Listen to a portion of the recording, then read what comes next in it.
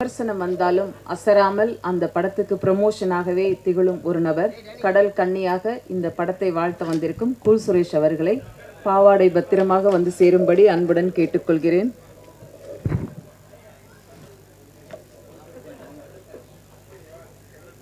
வாங்க, சொல்லிட்டேன், பாவாடையெல்லாம் பத்திரமா பார்த்து வாங்கன்னு சொல்லியிருக்கேன்.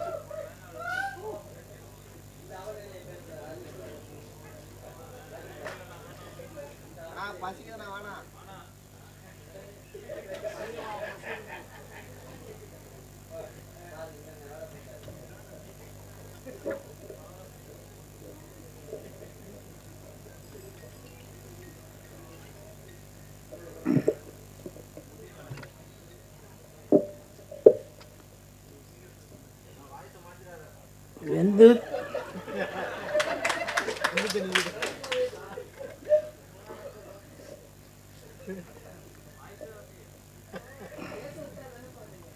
வெந்து தணிந்தது காடு, கன்னிக்கு வணக்கத்தை போடு போடு போடு.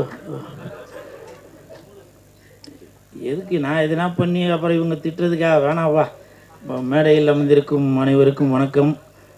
குறிப்பாக ராஜன் சார், பேரரசர், இயக்குனர், தயாரிப்பாளர் அனைவருக்கும் வணக்கம். பத்திரிகை நண்பர்கள், ஊடக நண்பர்கள், இணையதள நண்பர்கள் அனைவருக்கும் வணக்கம். கன்னி இந்த படத்தோட ப்ரெஸ் மீட்டுக்கு தான் வந்திருக்கேன். நான் ஸ்டேஜில் ஏறும்போது எனக்கு ஜாக்கெட்டு, இந்த பாவாடை, தாவணி எல்லாம் என்னால் சரியாக போட்டுட்டு மேலே ஏற முடியல. உடனே டக்குன்னு படத்தோட தயாரிப்பாளர் செல்வராஜ் சார் டக்குன்னு அவனுக்கு ஒரு சால்வை போட்டு இந்த கண்ணியை காப்பாற்றிட்டார் அப்படியே. ஸோ அவருக்கு என் மனமார்ந்த நன்றி செல்வராஜ் சார். அது மட்டும் இல்லை, நான் இங்கே பக்கத்தில் இருக்கும்போது என் பக்கத்தில் உங்கள் பேர் என்ன சொன்ன, தாராவா, அவங்க கூட சொன்னாங்க எங்களை எல்லாரையும் நல்லா கன்னித்தன்மையோடு பார்த்துக்கிட்டாரு ப்ரொடியூசரு அப்படின்னு சொல்லி. ஸோ அப்படி ஒரு தரமான தயாரிப்பாளர் செல்வராஜ் சார். அதே மாதிரி படத்தை பற்றி பேசினாங்க இயக்குனர் சார். இயக்குனர் அவர்கள் சொல்லும்போது அவர் அறியாமலே ரொம்ப ஒரு எமோஷ்னல் ஆனார். உங்களுக்கும் என் மனமார்ந்த வாழ்த்துக்கள், நன்றிகள் சார். ஏன்னா ஒரு ஒரு ஒரு படம் தயாரிக்கும் போது அதில் அவ்வளோ கஷ்டங்கள் இருக்கும். அதே மாதிரி இயக்குநர்களுக்கும் அவ்வளோ கஷ்டங்கள் இருக்கும்.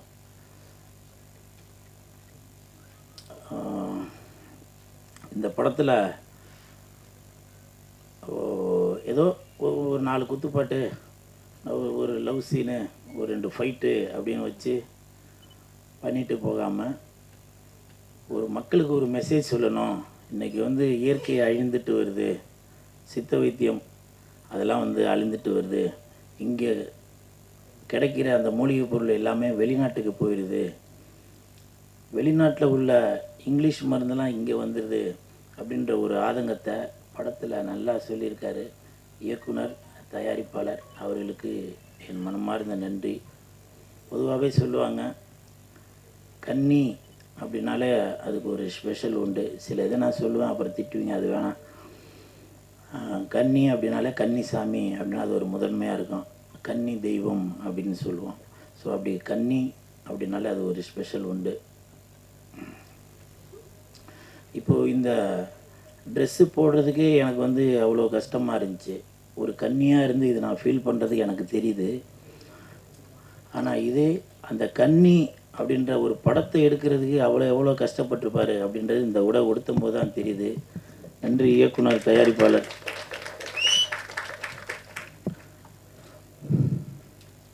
நான் நிறையா பேச வேணான்னு நினைக்கிறேன். ஏன்னா இந்த கெட்டப்பே கண்ணின்னு எல்லாருக்கும் தெரிஞ்சிருக்கும்ல. ஏன்னா இப்போது பேரரசு சார் சொல்லும்போது சொன்னாங்க, மிக்க நன்றி பேரரசு சார். இப்போ உங்களை மாதிரி உள்ளவங்க இந்த மேடையில் என் பேரை பயன்படுத்துறது இது வந்து எனக்கு ஒரு பெரிய, இந்த படத்தில் நான் நடிக்காட்டியும் நான் நடித்ததுக்கு சமம். அவ்வளோ ஒரு ஒரு சந்தோஷமாக இருக்குது. ஒரு பெரிய இயக்குனர் விஜய் சார், அஜித் சார் எல்லாம் வச்சு படம் எடுத்தவங்க இன்றைக்கி என் பேரை இதுக்குள்ளே பெரிய மேடையில் சொல்கிறாங்கன்னா அதுக்கு மிக்க நன்றி பேரரசு சார். நன்றி நன்றி நன்றி. ஏன்னா பெரியவங்க வாழ்த்து இருந்தால் தான் அடுத்த கட்டத்துக்கு நம்ம போக முடியும். ஸோ இந்த கன்னி டீமுக்கு என் மனமார்ந்த வாழ்த்துக்கள். செந்தூர பூவே செந்தூர பூவே சில்லென்ற காற்றே என் கன்னி எங்கே என் கன்னி எங்கே. மறந்துட்டம்பா, நீ கொஞ்சம் பாராயோ செந்தூர பூவே. சில பேர் நினைப்பீங்க இவன் என்னடா ஏதோ ஒரு கோமாளித்தனமாக ஏதோ பண்ணிகிட்டு இருக்காருன்னு. நான் அந்த ட்ரெஸ்ஸு போகிறதெல்லாம் நான் ஒன்றும் விரும்பிலாம் ஒன்றும் போடலைங்க. இப்போ நான் இது போட்டுட்டு நான் வீட்டுக்கு போனாக்க என் பொண்டாடி பசங்களாம் என்னை வந்து டாடி சூப்பர் அப்படின்னு சொல்லி வாழ்த்துவாங்கன்னு நினைக்கிறீங்களா? இது அவ்வளோ கஷ்டம், புரியுதுங்களா? ரொம்ப. ஆனால் இதை நான் இந்த ட்ரெஸ்ஸு போடும்போது நான் ஒரு சந்தோஷமாக தான் போடுறேன், ஒரு பெருமையாக தான் நினச்சி போகிறேன். ஏன்னா இந்த படத்தில் எவ்வளோ பேர் நடிச்சிருக்காங்க, ஹீரோயின்லாம் நடிச்சிருக்காங்க, வரல.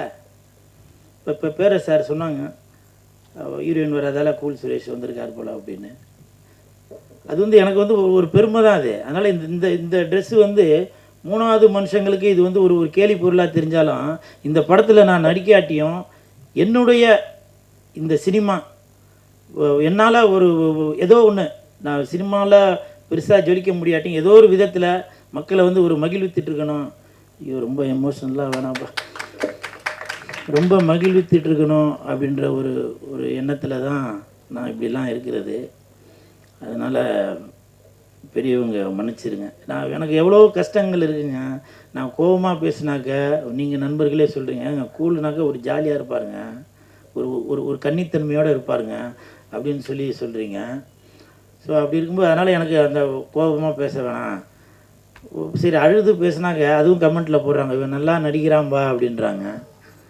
உங்களுக்கு தெரியுது, இயக்குநர்களுக்கு தெரியணும், தயாரிப்பாளர்களுக்கு தெரியணும் கூல் சுரேஷ் நல்லா நடிக்கிறாரு அப்படின்னு. இந்த நேரத்தில் பேரரசு சாருக்கு ஒரு மிகப்பெரிய ஒரு வேண்டுகோளை தெரிவித்துக் கொள்கிறேன். சீக்கிரம் படம் டைரக்ஷன் பண்ணுங்கள் சார். உங்களை மாதிரி ஆளுங்களுக்கு நான் உழைக்கிறதுக்காக காத்துக்கிட்டு இருக்கிறேன் சார். தயவு செஞ்சு பேரரசு சார், ராஜன் சார், நீங்களாம் அடுத்தடுத்து படங்கள் என்ன பண்ணிகிட்டே இருக்கணும் சார். இதுதான் என்னுடைய வேண்டுகோள். இந்த இடத்துல ஏன் ஃபீலிங்காக ஏன் பேசிக்கிட்டு அப்புறம் என் கன்னித்தன்மை போயிடும். இந்த கன்னி டீமுக்கு என் மனமார்ந்த வாழ்த்துக்கள். ஜாஸ்தி பேச வேணாம்னு நினைக்கிறேன், அது ஒரு சந்தோஷமாக இருக்கட்டும். வெந்து தணிந்தது காடு, கண்ணிக்கு எடுத்து போடு போடு.